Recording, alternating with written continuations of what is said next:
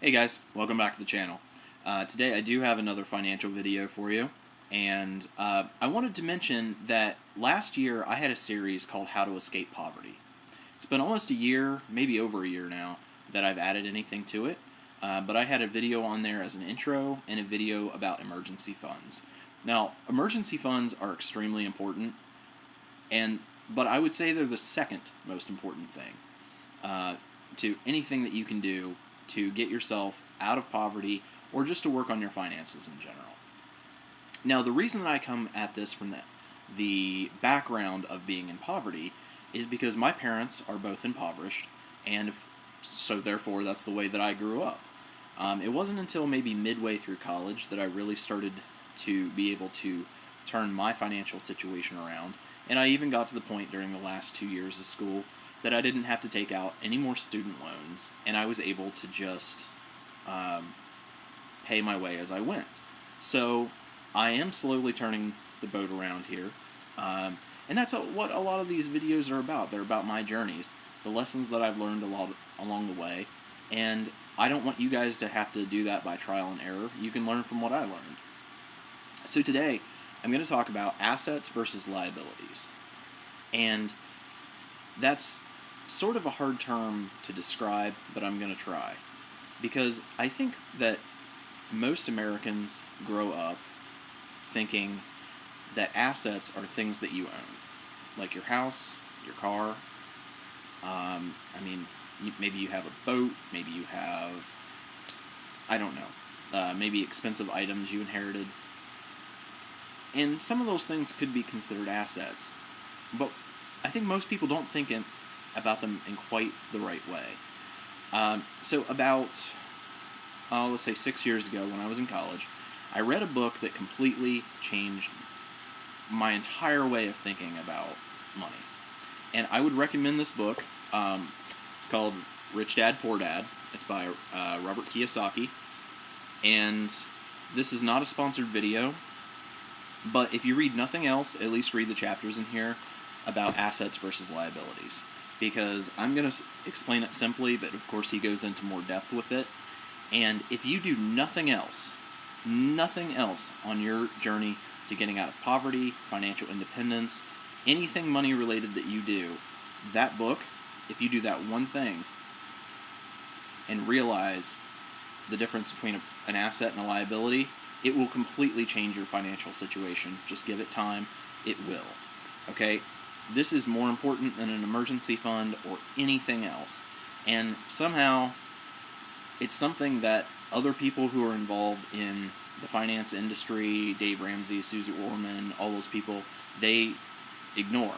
And I don't know why, because it's the most important thing.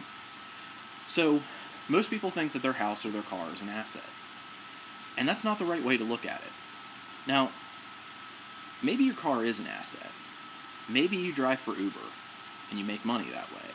Maybe your house is an asset. Maybe it's a triplex. You live in one and you rent out the other two. But for the most part, in most situations, it's probably not the case. So, an asset, instead of just being something that you own, an asset is something that makes you money. A liability, on the other hand, that's something that takes money away, or something that you have to pay for. For example, recently I got a new iPhone. That's a liability. Yes, it's something that I own, and I suppose I could probably include it in my net worth if I wanted to, the value of the phone, but that's not really the right way to look at it. It's actually a liability because it's not making me money, and it's something that I have to pay for every month. So that's a liability.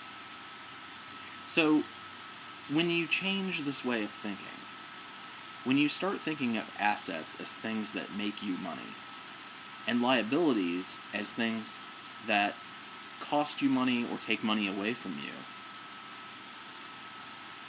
you can just start organizing your financial life and making decisions down the road, financial decisions, by making sure that you are maximizing the assets that you have, making sure that those things make you money, and by making sure that you don't buy things that you think are assets that are actually going to be costing you money. That one difference is how just naturally, by having made those decisions, your financial situation will get better. Maybe you decide, hey, maybe buying a house isn't an asset. I'm going to have to pay the realtor. I'm going to have to start paying homeowners insurance. I'm going to have to start putting a lot of money into repairs.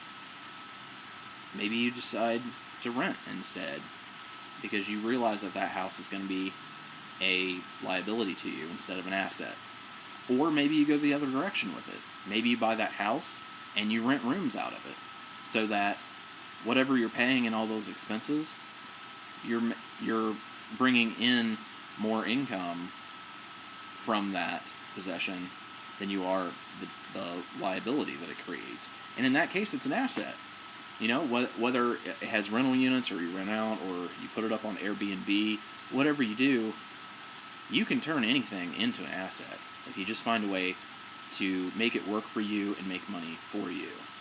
So it's up to you guys, and that's one. It's difficult to explain because it's different in every person's situation. Really, anything can be turned into an asset. You just have to think about how to make that happen. And anything that you thought might be an asset could actually be a liability. And by avoiding buying liabilities and turning the things that are either currently liabilities or maybe not the greatest asset into ways that make money for you without you trading your time for work, then that will completely change your financial situation. Now, you should still make an emergency fund. You should still pay off your debts. But I promise you, if you make this one change, your entire financial world will change. Guys, if you like this video, go ahead and click the subscribe button down below. I've got a great video coming out. I believe it's this coming Saturday.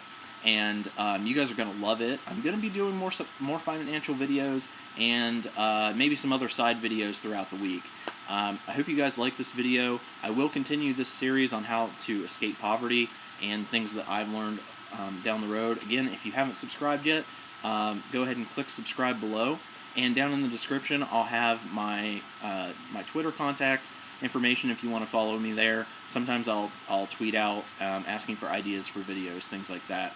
So thank you guys for watching, and go ahead and check out that book I mentioned. That's going to help you out a lot, and look forward to another video next weekend.